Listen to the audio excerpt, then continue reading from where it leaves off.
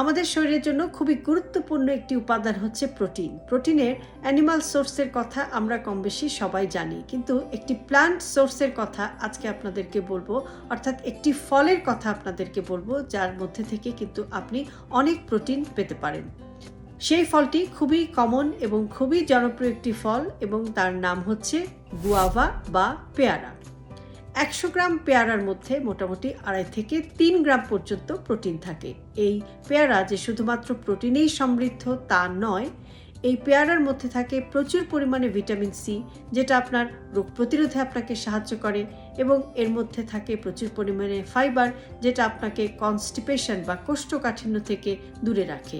এছাড়াও পেয়ারা বা গুয়াভা কিন্তু অনেকক্ষণ আপনার স্টমাককে ফুল রাখে, কাজেই যারা ওজন কমানোর চেষ্টা করছেন তারা কিন্তু তাদের ডায়েটে নিরাপদে পেয়ারাকে যুক্ত করতে পারেন।